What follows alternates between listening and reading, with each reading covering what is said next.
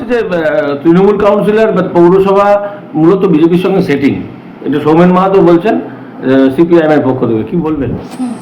কি বলবো শুনুন, আমি একটা কথা বলি। উনি 39,000 ভোট পেয়েছিলেন গত বিধানসভা ভোটে।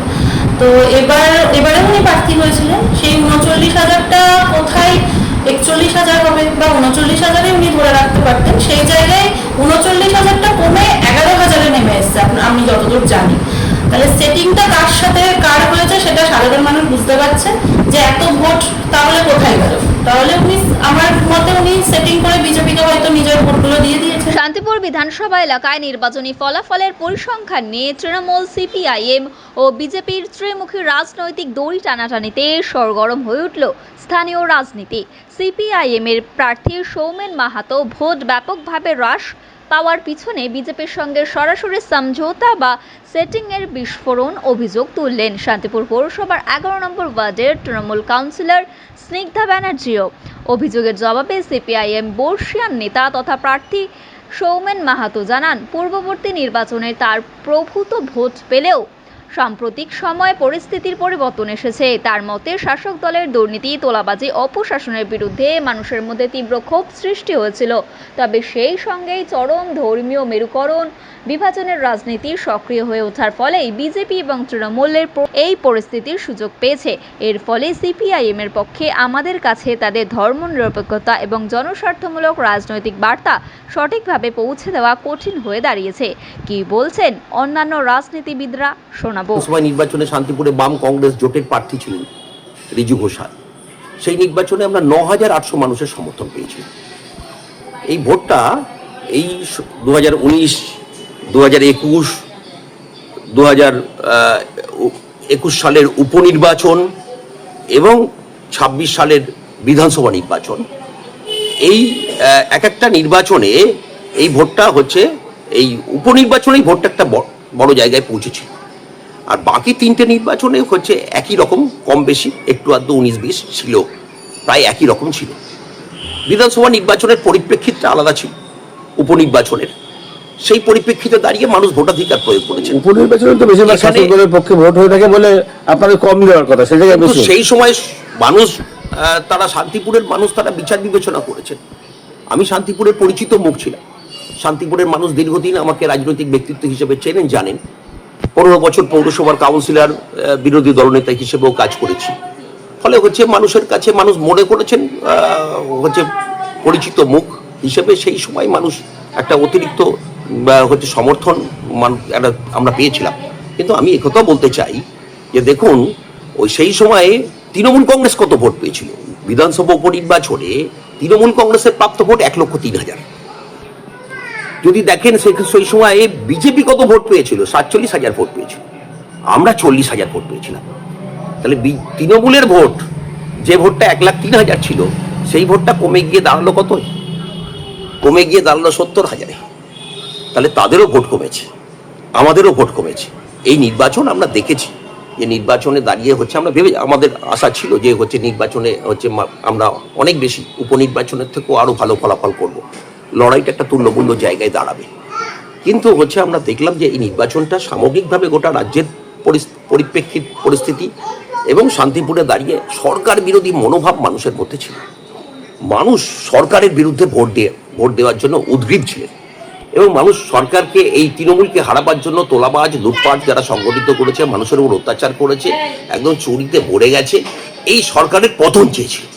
ফলে সেইখানে একটা বিষয়, একটা কারণ হিসেবে আমরা দেখলাম, আমরা যা ভোট পরবর্তী সময় মানুষের সঙ্গে কথাবার্তার মধ্য দিয়ে যা পেরেছি, আমাদের যা আলাপ আলোচনা এসছে। দ্বিতীয়ত একটা বড় কারণ যে এখানে বিভাজনের রাজনীতিটা সংগঠিত হয়েছে। একদম হচ্ছে বুথ ধরে যদি দেখা যায়, তাহলে একটা ধর্মীয় বিভাজন হচ্ছে সংগঠিত হলো। তারও হচ্ছে এই ভোটটা, এই ধর্মীয় বিভাজনের কারণে আজকে তৃণমূল, বিজেপি তার অ্যাডভান্টেজটা পেয়েছে। ফলে আমরা ধর্মনিরপেক্ষতার কথা বলেছি, শ্রমিক, কৃষক, মেহনতি, গরিব, সাধারণ মানুষের ঐক্যের কথা বলেছি। আমরা আমাদের যে দাবি দাবাগুলো, শান্তিপুরের উন্নয়নের দাবি দাবাগুলো মানুষের কাছে তুলেছি। সামগ্রিকভাবে হচ্ছে রাজ্যে বামফ্রন্ট সরকার এলে কি কাজগুলো আমরা করবো, সেগুলো মানুষের কাছে তুলে ধরবার চেষ্টা করেছি। ফলে মানুষের জীবন জীবিকার ইস্যুগুলোকে নিয়ে মানুষের কাছে গেছিলাম, লড়াই করেছিলাম।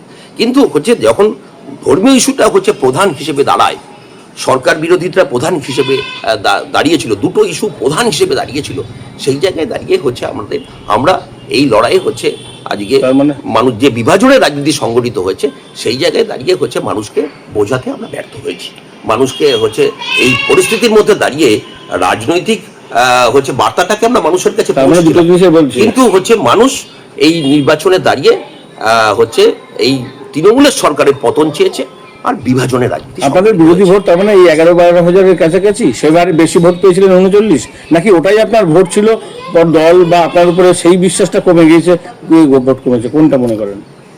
এক একটা নির্বাচন পরিপ্রেক্ষিত আলাদা। যদি বলেন এই ওয়ার্ডের ক্ষেত্রেও হচ্ছে আমি উপনির্বাচনে হচ্ছে পৌরসভা নির্বাচনে উপনির্বাচনে একটা ভোট পেলাম এবং হচ্ছে উপনির্বাচনে তো এখানে তৃণমূলের প্রার্থী আমার কাছে প্রায় 734 ভোটে এই 11 নম্বর ওয়ার্ড থেকে পরাজিত হল।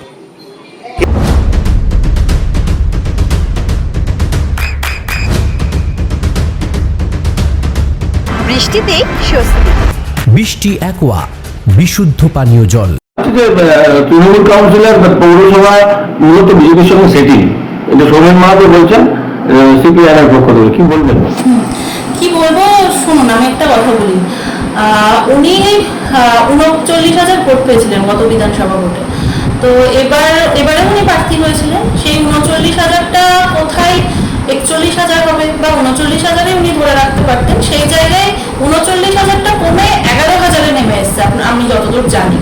তাহলে সেটিংটা কার সাথে কার হয়েছে সেটা সাধারণ মানুষ বুঝতে পারছে যে এত ভোট তাহলে কোথায় গেল। তাহলে উনি আমার মতে উনি সেটিং করে বিজেপিকে হয়তো নিজের ভোটগুলো দিয়ে দিয়েছেন।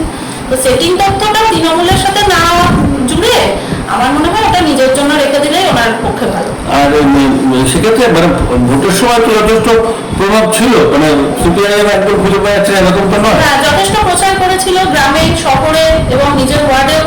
আর নিজের ওয়ার্ড বলতে মানে আমাদের যে ওয়ার্ড 11 নম্বর ওয়ার্ড, সেটার ক্ষেত্রেও বলি যে উনি 3 বার এই ওয়ার্ডে পরাজিত হয়েছেন। 3 বার মানে পৌর ভোটে পরাজিত হয়েছেন।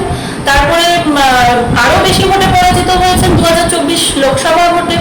তারপরে এই 26 সালের লাস্ট যে বিধানসভা ভোট 2026-এ, সেখানেও কিন্তু উনি এই 11 নম্বর ওয়ার্ডে পরাজিতই হয়েছেন।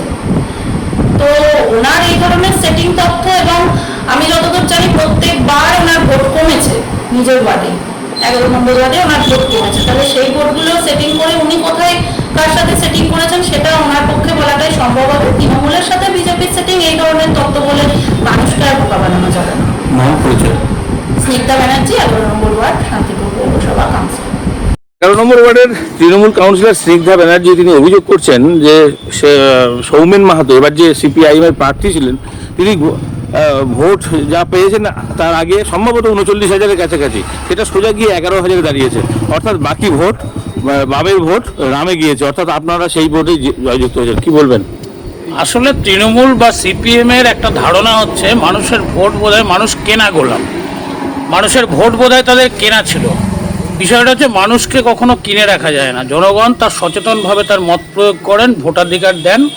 কিন্তু তৃণমূলের আমলে এখানে সঠিক পদ্ধতিতে ভোট গ্রহণ করা যেত না বা ভোট নেওয়া যেত না। তৃণমূলের একটা ভীতি ছিল, সেটা একটা জমানা ছিল। কিন্তু এবারে নির্বাচন কমিশন সঠিকভাবে নির্বাচনটা পরিচালনা করতে পেরেছেন, যার ফলে প্রত্যেকটা মানুষ নির্ভয়ে ভোট দিয়েছেন। আদর্শগতভাবে কিছু মানুষ এখনও বামপন্থীদের ভোট দিয়েছেন, কিন্তু মানুষ 2011 সালেই তো সিপিএমের কাছ থেকে মুখ ফিরিয়ে নিয়েছে। এবারে সংখ্যাটা 2000-5000 সেটাও হতে পারে না, 39 থেকে সোজা 11 গিয়ে না, মানুষ তো সিপিএম এর উপরে আস্থা কোনোভাবে রাখতে পারছে না। কারণ বামপন্থীদের যে চরিত্র মানুষ দেখছে, বামপন্থীদেরকে দেখছে যে তারা সেকুলারিজমের নামে ভারতবর্ষকে যারা ধ্বংস করতে চাইছেন, সেই বিদেশি শক্তিকে কোনো না কোনোভাবে তারা পেছন থেকে মদত করছেন। এই জন্য মানুষের তাদের আস্থা নেই। মানে বামপন্থীরা অ্যাকসেপ্টেড, টেস্টেড এবং রিজেক্টেড। তৃণমূল কংগ্রেসও অ্যাকসেপ্টেড, টেস্টেড এবং রিজেক্টেড। অথচ এবারেই প্রথম খাতা খুললো বামেদের। না, বামেদের খাতা দেখুন, একটা সরকার চলছিল, বুদ্ধ ভট্টাচার্য বলেছিলেন যে আপনারা শুধু 34, আমরা 235। তো সেই সংখ্যাটা নামতে নামতে একটা এসছে। এটা নিয়ে যদি কোনোভাবে তাদের একটু উৎফুল্লতা আসে তো আসুক, তাদের আমাদের কোনো আপত্তি নেই। আমরা চাই ভারতবর্ষের বহুদলীয় গণতান্ত্রিক ব্যবস্থায় প্রত্যেকে সঠিক রাজনীতি করুন, প্রত্যেকে তার নিজের দল করুন, কিন্তু সবাই রাষ্ট্রহিতে কাজ করুন। এটা হচ্ছে আমাদের মূল ভাবনা, যার জন্য আমরা প্রত্যেকটা মানুষের কাছে যখন ভোট চেয়েছি আমরা বলেছি আমরা রাষ্ট্রবাদের পক্ষে, দেশ এবং রাষ্ট্র গঠনের পক্ষে রায় দিন, পশ্চিমবাংলায় সরকার তৈরি করুন। ঠিক সেই কারণের জন্য এত ভোট আমরা পেলাম কোথা থেকে? বিজেপির ভোট তো 2016 সালে ছিল এখানে শান্তিপুর বিধানসভাতে 6,900 ভোট ছিল, সেই জায়গাটা 1,19,000 ভোট এসছে। তাহলে 1 লাখ যে 10,000 মানে 15,000 লোক এক্সট্রা ভোট দিল, তারা সবাই তো কোনো না কোনো দলে ভোট দিয়েছে। আবার প্রাক্তন বিধায়কের একটা ক্রেজ ছিল, যেটা মনে হয়েছিল অন্তত 20-30,000 ভোট তো হবেই, সেটা গিয়ে সোজা 6,000। এইটাও অবাক করে না? না না, খুব প্রাক্তন বিধায়কের কথা বলছেন মানে তাকে তো রিজেক্ট করেই দিয়েছিল মানুষ, তাকে তো শান্তিপুরের মানুষ চায়নি। কারণ যে পরিবেশ এবং পরিস্থিতি শান্তিপুরে তার নেতৃত্বে তৈরি হয়েছিল, সেখান থেকে মানুষ মুক্ত হতে চেয়েছে। খুব সঙ্গত কারণেই তার ভোট নোটার কাছাকাছি চলে গেছে। এটা অপ্রাসঙ্গিক বিষয়, এ নিয়ে আমাদের কথা বলা ঠিক না। আর তৃণমূলের ক্ষেত্রে কি মানে ভোট সঠিক জায়গায় ধরে রাখতে পারেনি? না না, তৃণমূল দেখুন, তৃণমূলের বিরুদ্ধে মানুষ ভোট দিয়েছে।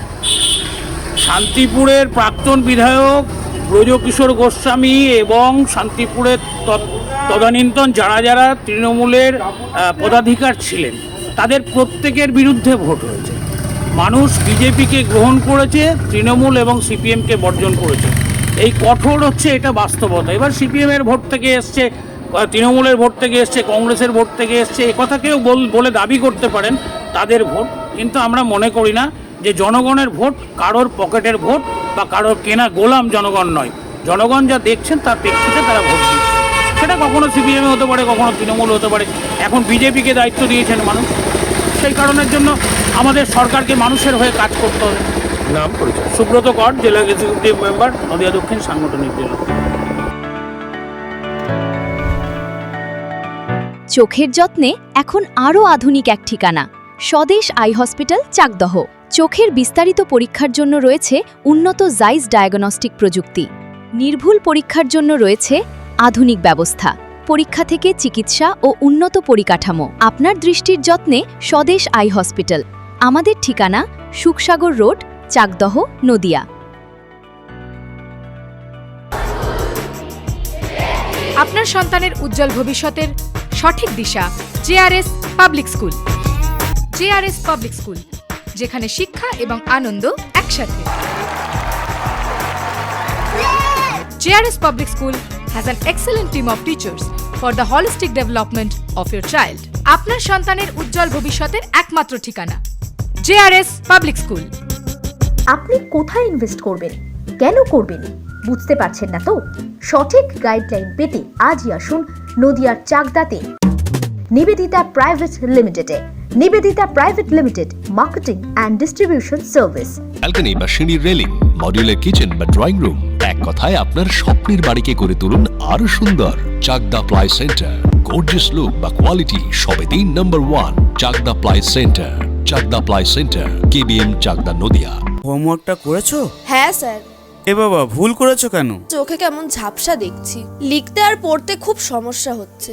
চাকদার মডার্ন অপটিক্স থেকে ভালো চোখের ডাক্তার দেখিয়ে নাও। প্রতিদিন প্রকৃত চোখের ডাক্তার ও দৃষ্টি বিশেষজ্ঞ মডার্ন অপটিক্স, চাকদহে।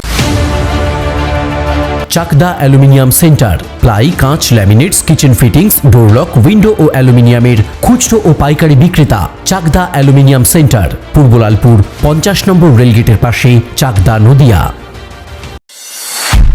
নদিয়া জেলার সবথেকে বড় বিল্ডার্স চাকদার মা মনসা বিল্ডার্স, রড ও সিমেন্টের পাইকারি ও খুচরো বিক্রেতা।